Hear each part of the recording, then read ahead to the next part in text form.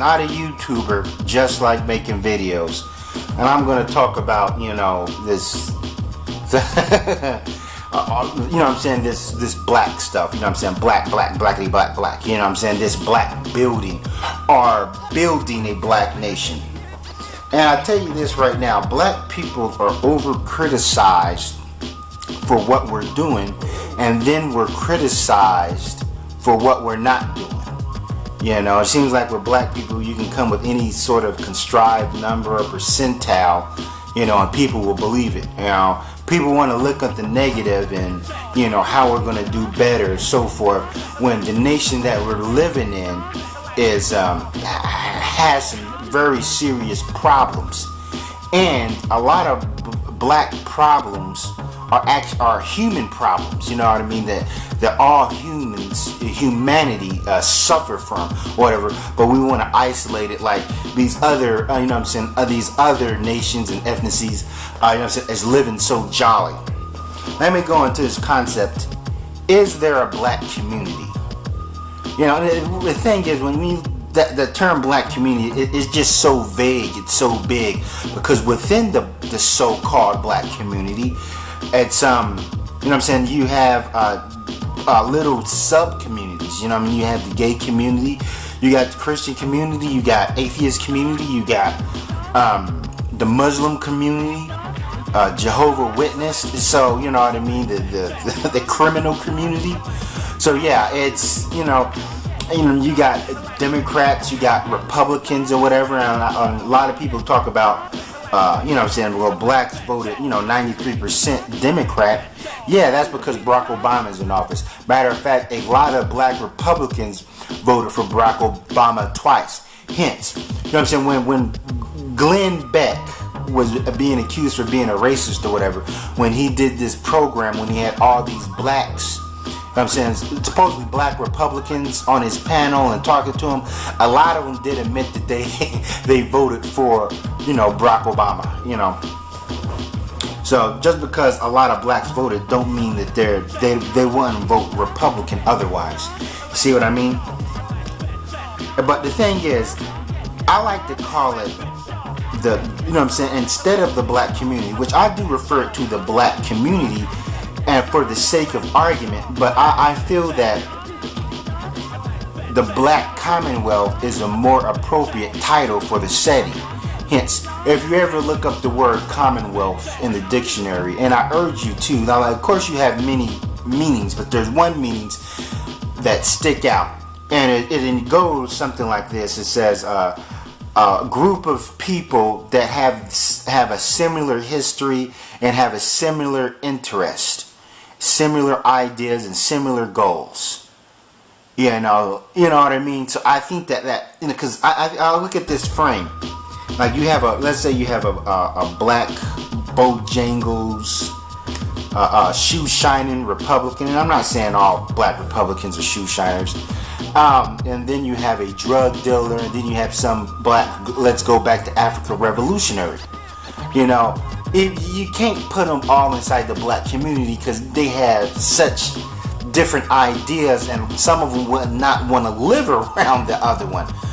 But the Commonwealth, because they may have similar interests and they have a similar history. Like, for instance, I would say that all three of these guys will want equal opportunity under the law. They want to be treated as equal as whites. The black Republican, the black revolutionary or whatever, the black Democrat, they want equality.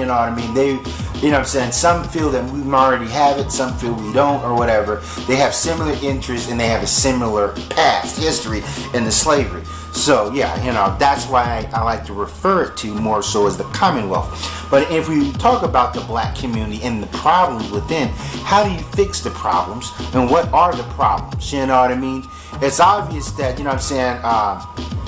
when you have a certain area that's plagued with something, an epidemic, an outbreak, what do? You seal off the borders. You isolate it, and then you go in and you neutralize the problem. Now with the black community, you can't isolate it. You can't isolate it. What are you going to isolate it from? Or whatever. It's just like you have this a revolving door prison system, you know what I'm saying, that's coming into the community, whatever. I'm like, you can't control it. It's too scattershot or whatever. Yeah, you see what I mean? You have the poverty, and a lot of people who live in the so-called ghettos or whatever, if they had a choice, they wouldn't be there. You know what I'm saying? Most people will want to live someplace nice or whatever, or quiet. You know what I'm saying? Where they can get their tranquility and so forth. I'm like, look at Tariq Nasheed. You know, he's someone who always talks about group economics and black people should buy from other black people and all this other stuff. But he admitted he lives in a white neighborhood. He lives in a predominantly white enclave. You know what I'm saying? Where there's nothing wrong with that. If you got the money, that's where you're going to live at. Hence, I got plenty of relatives that live with the snooty white folks. You know, my parents being one of them. And you know what my mom would say about where she lives at? She would simply say, hey, I worked hard to live where I'm at and so forth. I look at the Boondocks. You know what I'm saying? Freeman there. You know what I'm saying? He lives in it's just, and I'm not saying that there aren't snazzy black neighborhoods. I've seen them. And you know, they exist. Yeah, I know. I've been to neighborhoods where if you didn't see nobody outside, you think it's a white neighborhood because the neighborhood is the lawns are very manicured, the houses look nice. You know, the houses look like they're at least 100,000 a pop or whatever. You know what I'm saying? Nice cars in front. You know what I'm saying? People are jogging, people are walking their dogs. They exist. One of the reasons why is because when black people move in, you have white flight. And it doesn't mean that when all the black people who move in, it doesn't mean that they're going to tear down the neighborhood and all these other elements going. Oh, of course you're going to have certain things like, you know, you're going to have the dude bumping his Rick Ross, his fucking rap music real loud or whatever to give you, you know, give you an inkling like, yeah, this is this may be a predominantly black area, but you know, black people are always going to have their little soul or whatever. But now I'm going to talk about group economics, and I'm all for it. But you know what I'm saying, when you look at the Mexicans and a lot of these Africans that come over here and foreigners, and why they have such superior group economics is because they may come here and feel isolated. Like for instance, you have a lot of Mexicans hopping over that fence and they got their shoes on. They don't know how to speak English, you know. But now you have so many establishments that caters to Espanol. You know, they're gonna go into a Mexican bar or a Mexican restaurant where the menus are all in Spanish. I know because I've been there. I went to one Mexican establishment and everything was in Spanish. The menu, they didn't even expect someone like me to go walk in. It's like they looked at me and they said, hey, you know what I'm saying, Popeye's chicken is down the street. And so you see where I mean, they're going to go to where they're comfortable. Just like when I lived overseas or whatever, I'm going to feel right at home at you know what I'm saying, McDonald's and Kentucky Fried Chicken, you know what I'm saying, American fast food restaurants, rather go into a German restaurant where everything is in Deutsch.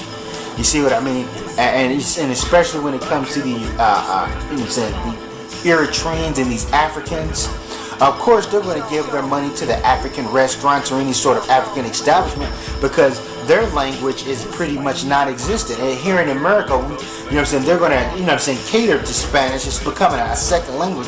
It's almost like you got to be, you know what I'm saying, in the future, you're going to have to be bilingual to maneuver.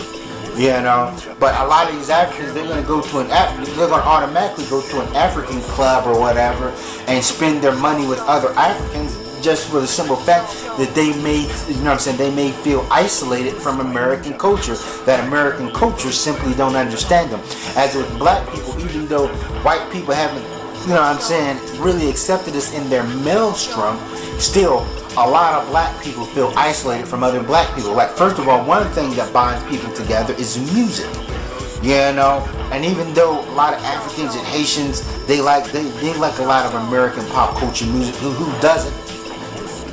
But you know what I'm saying, they have their own cultural music that they bond with. Even Haitians, even these second generation Haitians that do like the southern rap music, that southern bump rap music, they're still grounded, you know what I'm saying, in the music that originates from Haiti, especially with Germany, especially Mexicans with their music. So there's a bond with, you know what I'm saying, a lot of blacks. That's like, I can't identify with a lot of that street culture or whatever. I can't stand that, you know, that 2 Chainz type of music, whatever. You know what I'm saying? When I see guys pumping that and some of their dialect or whatever, I automatically feel like an outsider. It's like I can't vibe. I can't, you know what I'm saying? Just look at my stance on YouTube, you know what I'm saying? I can't vibe with a lot of these guys' languages or whatever, a bitch ass nigger and so forth. And that's why a lot of people say, oh, they can't relate to me. You know what I'm saying? Well, I can't relate to you. But so then we talk about this all black nation, this don't, you know what I'm saying, let's get away from the white man, stop giving these white people your money and all this other stuff. Check it. When you live in a pretty much a low income type black neighborhood, the majority of people are renters. You know, I'm like, they, you know, each time rent is due, you know what I'm saying, they're giving their money to white people. Each time, not just that, even when you pay a mortgage, you know what I'm saying, the bank, you know, you're giving your money to white folks. So it's kind of hard to leave them out the equation. And my thing is, you know what I'm saying, work with them, you know. I'm like, you know, people always talk about, you know what I'm saying, black business. Like, they constantly talk like there ain't no black business, there needs to be black business. No, there's plenty of black businesses. I can name 10 black businesses off the top of my head from in my neighborhood. I'm like, from soul food restaurants, clothing stores, barbershops, beauty salons. There's even a black-owned supermarket chain. You know what I'm saying? These little cell phone stores. But you know what I'm saying? When you're dealing with the so-called black communities, black neighborhoods, don't expect that. You know what I'm saying? Every business to be a black business. Just like you go into a white neighborhood, not every business is a white establishment and so forth. And I think black people do spend a lot of their money with black people and so forth. Sometimes by default, because if you have a black business there, you have people who don't have cars. You know what I'm saying? It's easily accessible and so forth. I'm like, you give people a good product and they're going to buy it. But also people, you know what I'm saying, sometimes people want to budget their money, like particularly these black clothing stores. I'm like, I went to one black clothing store and the prices were so high that I wanted to gouge my own eyes out, like Player Marvin clothing. Like, you're talking about $84 for a pair of jeans or whatever. And like somebody on a budget or somebody's trying to buy clothes for their kids, a lot of times they're going to go to Walmart and they're going to go to you know what I'm saying, the Burlington Coat Factory, AJ Wright, these places where you can get a discount or whatever, because some of these black clothing store, you know what I'm saying, they want to cater to the ballers, the players, sometimes even the drug dealers. But it's just I'm like, $84 for a pair of jeans, and that's for the cheap end. I'm not saying I'm so broke that I can't afford that, but you know what I mean, you can find the same pair of jeans for $40 somewhere else. But that's just, but you know, some of these, you know what I'm saying, $120 for you know what I'm saying, a shirt, you know what I'm saying, sometimes $400 for a jacket, for a nice leather jacket. So yeah, some of these prices, I'm like, they're not playing around there. And so forth. So sometimes, yeah, you got to go to the white man just for a discount price. Burlington, Payless shoe stores, like, you know what I'm saying. You know, we always talk about, you know, black people. We have some spending power, but still. And the thing is, with white people and white group economics, that, you know what I'm saying, they're going to have a good group economics because of default. I'm saying, when white people get bank loans, they're getting it from other white people because white people got the power. Or the white, you know what I'm saying? But still, even with white people, you still hear them complain about, you know what I'm saying, buy American, buy American. I know back in the 80s, they was all like, don't buy this jack crap, don't buy this jack crap. You know what I'm saying? Talking about Japanese cars, you know what I'm saying, buy American or whatever. And a lot of people talk about black people, we need to get into manufacturing or whatever. I'm like, that's easier said than done. Now, but when you think about these plants, you know what I'm saying, like a GM or whatever, these factories or whatever, you know what I'm saying, they normally pay a lot of money. You know, like, you know what I'm saying, like in my city we got Rolls Royce, you know, we got Allison's Transmissions, and some of these places they start off at $15 an hour starting pay. You know, you can get $15 to $20 an hour, and that's not even having experience. That's just putting in your application and seeing if they'll hire you or not. You know what I mean?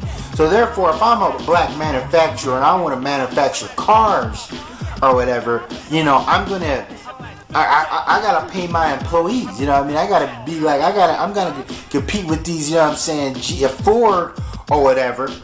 And you know what I'm saying, and, you know what I'm saying, well, nobody's going to sit up there and work for a black man. Let's say, hey, I'm going to work for a black manufacturing company or whatever for, you know, minimum wage or $10 an hour when they can work for the white man for $15 an hour. So you got to have a competitive salary and a competitive wage for, you know what I'm saying, for your employees.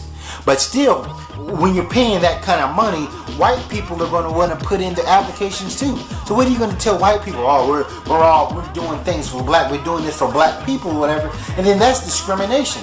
Now, white people may just come in and want to put in an application just to fuck with you, even if they don't want to work for you just to see if, I'm like, you can't do that. You can't discriminate them, if you know what I'm saying, and so forth, because they're like, hey, we're hiring your people at our plants, you know what I mean? So why aren't you going to hire us at your plants? So yeah, you can't. You know what I'm saying? It's illegal for us to do that, just to say that, oh, we want to help out the black community. And the thing is about, you know what I'm saying, black people need their own jobs. Realistically, a lot of black people who don't work because they don't want to work, or they don't want to work for a certain amount of money, even though they have a criminal record, you know what I'm saying, and they're not even employable, or they don't have the skills, you know what I'm saying, for this certain pay that they want. But let's face it, a lot of blacks, not the majority, but a lot of them want to be entertainers. They want to pursue the music career or whatever, or this and that. They don't want to be, you know what I'm saying, be subjugated on a time scale, you know what I'm saying, to be obligated, you know what I'm saying, to work. Yeah, no, you know what I'm saying, the compromise, you know, or you know what I'm saying, to, you know what I'm saying, in this environment, you know what I'm saying, they don't want to, some people, white and black, they can't discipline themselves, you know, to conform, you know what I mean, to a working lifestyle. So it's more so a lot of our employment problems stem from people who don't want to work, or people who are not employable, rather than there's no jobs out here for us. And then also think about, you know what I'm saying, what's going to hurt the so-called black Commonwealth, or this area, or this the black community or whatever, is that, you know what I'm saying, our best and brightest and most and rich and wealthy, and you know what I'm saying, there ain't too many wealthy black people, but rich blacks don't live in they move out, you know what I'm saying. As soon as they come up, they moving out, and they spend their money with the Jews. That's how it is. Now this is the problem with a lot of third world nations. Now you take India, you know what I'm saying, for example, you know what I'm saying, a lot of their best and their brightest who want to become doctors and become technicians and engineers, you know what I'm saying, they go to school here in America, you know, and give America their money. And then they set up shop here in America because they don't like the government, and a lot of African countries too, or whatever, because they don't like the government of their country. You know what I'm saying? Their country won't allow them to make so much money or whatever, because, you know what I'm saying, maybe they have a Marxist government, or maybe they have a communist government or whatever, and they like the capitalist system here in America, so they leave their country to go to another country that simply has a better government where they can feel that. So now that their skills and their education is now benefiting the white man or whatever, and you know what I'm saying, where it can be more beneficial to their country that they come from. Hence a lot of the football players and basketball players and rappers, you know, even though some of them do drop change or whatever, you know, toss some money at the poor, or at least the children, because in the black community it's all about the kids. Anybody who's 25 and over, they say you can go ahead and just die off or whatever. But you know what I'm saying, but scholar Randall Robertson says, you know what I'm saying, you're not gonna solve any problems by throwing money at it. You know what I mean? You need educated people that's willing to build, and so forth. But when our best and brightest or whatever don't even live in our community and moving out into their community, that's not, you know what I'm saying? And like, this was stolen land from the Indians anyway. And there's certain reasons why you don't want to live in a dilapidated environment anyway, whether it's white or black. One of the reasons is because of pollution. You know, and as Van Jones used to say, there's a lot of toxic waste flowing through the black community or whatever. Trash, biohazards, you know what I'm saying? Old houses filled with asbestos, pets such as mice and rats running around everywhere. I'm like, there's certain neighborhoods where you literally see rats just going down the street, you know, walking down the sidewalk or whatever. So yeah. So there's just a bevy of reasons why people don't want to, you know what I'm saying? And there's certain reasons why, you know what I'm saying, it'll be hard to fix the black community or whatever. But a lot of people, they want to get their hammer and bang people on the head and be like, black people, you need to do this, you need to do that, you need to do that. And you know what I'm saying? Poverty, that's a human problem that there's no possible way that you're going to get away from. Not in a capitalist society, and you know what I'm saying. And then when you're dealing with these degenerates or whatever, these delinquents that commit crimes, and there's people that sit up there and say, "Hey, we need to exterminate these people. We need to," you know what I mean? No, we don't have the power to exterminate anyone. You know why? Because once you start going into the realm of trying to eliminate the thugs that go back and forth in and out of jail, you're messing with the white man's money. Who profits off that? You know what I'm saying? The jail systems or whatever. And another reason why crime is so beneficial to a capitalist society is the reason why nice neighborhoods, you know what I'm saying, gated communities, why it's so much money to live there. Because they'll say, hey, you don't want to live in this area, you know, that's filled with crime. Of course, the rent is cheap.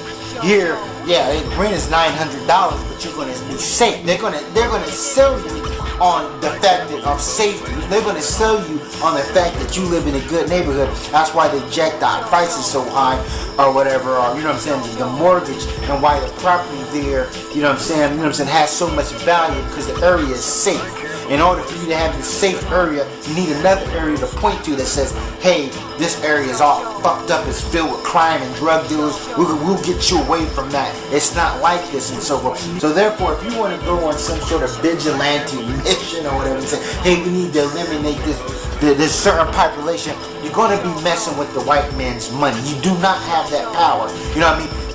Get this. In that case, the white man will step up and defend their interests. He's going to be like, hey, slow down. You know what I mean? These people have human rights.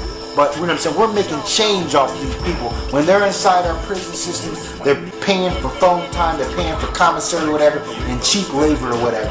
So yeah, you know what I mean? So you have to think it realistically, and you have to think about it economically, because a lot of these fucking David Curls and these guys on YouTube, even some of these pseudo-revolutionaries that talk about black, what they're saying mathematically doesn't rhyme. Doesn't even make sense, doesn't even add up.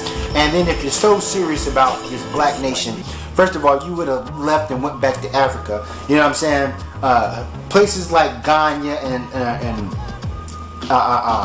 Liberia, you know, maybe even Senegal, you know what I'm saying? They'll give you citizenship. You go there, they'll give you your citizenship. I think Ghana will give you some money just to even settle there. They coming back to home. So if you go back to Ghana, they'll give you a house, they'll give you money, they'll even help you out with a job or whatever. So, but you know Africa has a whole lot of problems. So if African nations got their problems, you know what I mean, that they're having a hard time fixing. So what can you expect and you know what I'm saying, a black nation operation here in America when we're not even a sovereign government? But I think a lot of people just like to hear themselves talking and bag black people and say black this, black this. But if you look in all countries all over the world, you see people suffering from the same problem, even worse and they don't have the white man to blame. I'm not saying that the white man is exempt from our problems, but you know what I'm saying, the white man has caused a lot of our problems going back to colonialism, you know what I mean? And you know what I'm saying, and these problems, you know what I mean, just unfolded over the years or whatever, or were the, you know what I'm saying, were the offspring of it or whatever. And some of these other countries, you know, they had their chances, whatever, and they still can't get their stuff together. Alright, thanks for watching, and Sally forth.